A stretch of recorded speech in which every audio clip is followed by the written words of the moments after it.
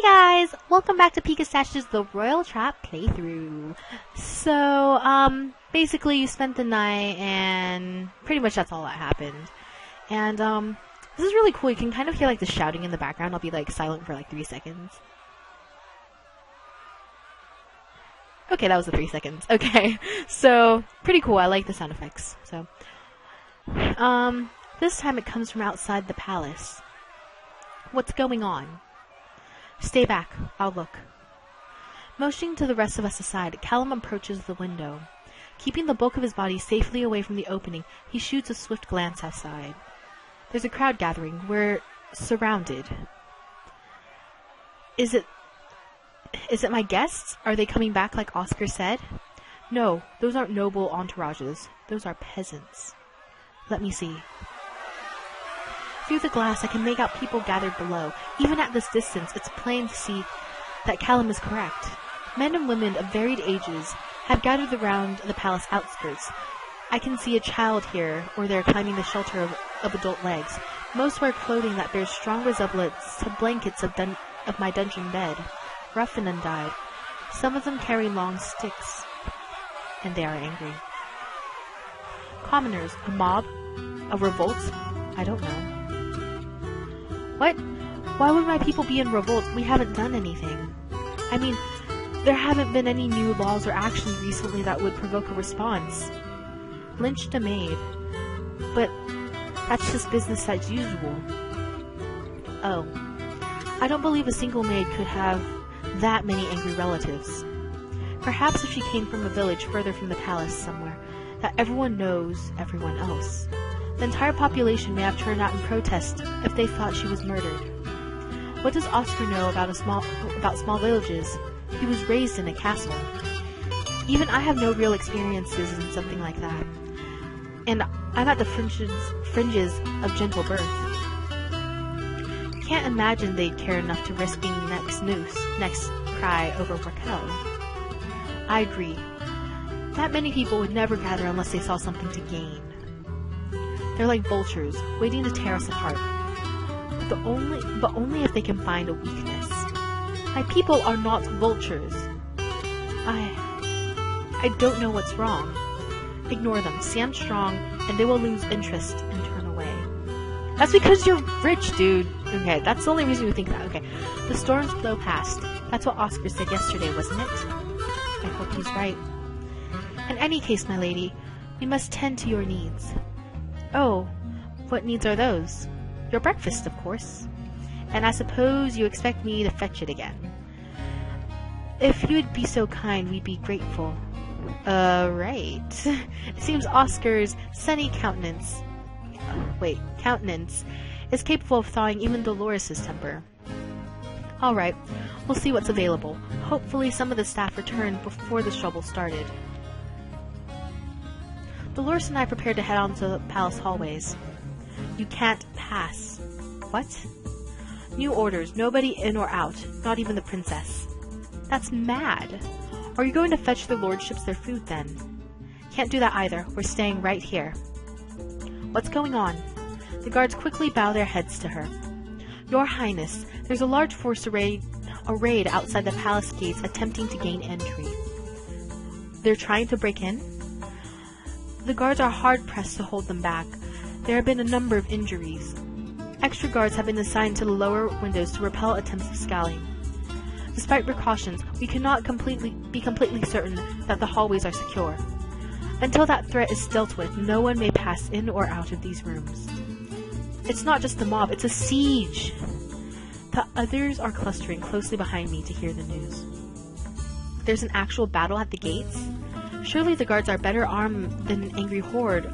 Long rifles take too long to reload between shots. One man with a gun is no match for a surge able to absorb losses. The guards are too outnumbered and the enemy too close. Shoot, you kill a few easily, then enrage the rest. We are not going to murder our own people. Wee! It looks bad to have piles of bleeding bodies lying in front of your palace. If guards cannot use violence to disperse the siege, won't they be inevitably be overwhelmed? Reinforcements have been summoned from nearby barracks. The castle will soon be secure. It's only 100 restless villagers, full of wind, lies, and ale. Not a problem. What lies? Nothing you need to worry about, Your Highness. If lies are being spoken about the crown of Quellenor, I need to know. Well, the usual sort. Death to the impostor.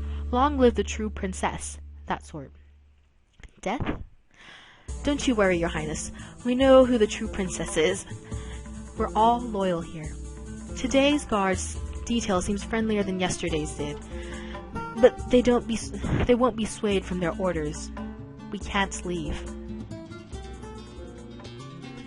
Well, so much for breakfast. We'll just have to wait. We're not helpless. Even if someone slipped past the guards, we could defend ourselves. We did before. If they just let us through, we'd be done and back in no time. The guards are only following orders. It's not safe. I don't like being trapped in here like a bird in a cage.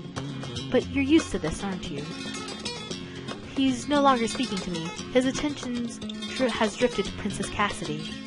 I shouldn't complain about being held back for a few hours, when you have waited so much longer to be free. It's all right. Sometimes I felt trapped here too. He's sensitive to her feelings, even before she voices them. She needs that. Needs someone to look after her. The immediate concern is neutralizing this threat. Threat? You heard the guards. Those people outside are plotting to kill my sister. It's Duke Farad's work. It has to be. That talk of imposters and the true princess. With Cassidy gone, Farad would control the heir to the wisdom.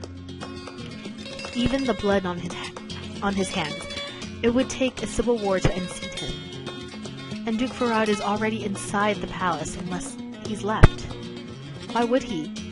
Here he has access to strike at our heart. Don't be afraid. He can't reach you. We won't let him. All of us, your guards, your brother, Madeline, me, we will protect you. I'm glad you're here with me, all of you. I'm not glad. If we had to be trapped somewhere, why couldn't it have been the treasury? Or at least the pantry or the cellar and something. Oscar laughs. I was trapped in the cellar once. Is he talking about... I was a little boy and I had no idea how to be patient. When my nurses told me no, I went around them. And of course, I thought that anything I wasn't meant to touch had to be a special treasure. So I snuck into the cellars and found this crate full of jam jars. At the bottom crate of the stack, hidden from view. The crates were far too heavy for me to shift, but there was a crack between the planks where my hand could just fit. So I pushed my hand through the splinters to grab a jar, and then I was completely stuck. Oh no! I couldn't get loose. I tried to stay quiet, but it was dark and my hand hurt, so I eventually started yelling. But I was all in the way in the back, and the kitchens above me were busy and full of noise. No one heard me. He must have been so frightened. It was awful. I kept thinking of all the terrible things that could happen. What if nobody ever found me, and I starved to death? What if rats came and ate me alive? What if I couldn't hold my bladder any longer? And what if someone found me after that? Callum's face twitches as Oscar's antics almost force him to smile. Of course, that's why he's playing jester. He's trying to keep our spirits up. So after a while, all I could do was sit on a dirty floor and cry. Poor little thing, how did you get free? I didn't. I was rescued by a girl I had never seen before that day. A girl who was older and taller and smarter than me, and promised that everything would be alright. She came out of nowhere and saved me, my one true hero of my childhood. Madeline, you rescued little Oscar from certain doom? It wasn't that dramatic. It was to me. You've always been my hero. Without warning, our conversation is interrupted by the sound of breaking glass. What? Something hit the window. Get down. I can feel the vibrations of an impact against the wall outside. What could do that? But Callum's right. It's too dangerous to look out the window now. Moments pass in tense silence. A stone crashes through the glass in Cassidy's floor. Has someone out there built a catapult? They know which window is Cassidy's. Maybe. Maybe they're firing at random. These stones are too small to do any structural damage. If that's what they've got, we're safe as long as we stay clear of the line of fire. A fiery arrow leaps past our eyes, burying itself in the rich hangings of Cassidy's room. Flames tremble, lick, and begin to spread. What do we do? Get out of here! We rush together to the corridor. You cannot... My room is on fire! It's a mob outside. They've broken through the windows and sent flaming arrows. This whole place could go up. We have to get the princess to safety. A clear summation. He's working well under pressure. Yes, my lord. The guard begins to direct his companions to handle the crisis. You, get in there and see if the fire can be contained. You and you, start fetching water and sound the alert. I'll escort Her Highness and companions. Where are they going? To your father to regroup. We need his orders. Now move! The guard hustles us through the hallways. Fire. Humanity's greatest tool and most dangerous enemy. If that wasn't an isolated attack against Cassidy, if they repeated those antics towards other rooms, it's no joke to say that the whole castle and everyone is at risk. There are always some supplies prepared to handle accidents. But a large enough fire, or too many spark points all at once, to prevent that, King Pedric may have no choice but to turn lethal weaponry against his own people. We run down a corridor and encounter another guard. But this one has followers behind him, bearing sticks and wearing rough spun clothing. The rebels have broken through. Death to the imposter! Run, I'll hold them off. The two guards engage in swordplay, while the rabble surges against them like a trapped flood. And so, we run. Have we lost them? There should be guards by the treasury. Look out! He grabs Cassidy's arm, and she stumbles. Black coals scattered across the floor, still smothering. They're setting fires here too? No, a servant's appended bucket, that's all. He kicks the coals out of her path. I could hear screaming in the distance. We need to keep moving. Where are they? The treasury doors remain firmly locked, but the men who should be guarding them are nowhere to be seen. Instead, a figure slumps against the wall. A boy. Years younger than Oscar or Cassidy, a large pink bruise swelling over half of his face. I can see the shattered remains of a vase and a fallen portrait nearby. Looters have been here. That must mean that more of them loose inside the castle than the ones we've seen. They could be anywhere. Get up, you. Move on. It's not safe here. He reaches down to pull the boy to his feet. Exclamation point. Callum! For a moment, I can't see what's happened. Then my eyes register to a flash of steel in the boy's hand, and the blood on Callum's side. The impostor is here. Here, come here. He draws back his knife and stares at Princess Cassidy, his eyes wild. I must stop him. I think I would rather shield Cassidy. I mean, that's more important. I know he is our enemy, but he's little more than a child. I can't bring myself to use what might be lethal force. There's no other choice. I step in front of Callum and Cassidy, offering my body as a shield. Stop! Please, stop!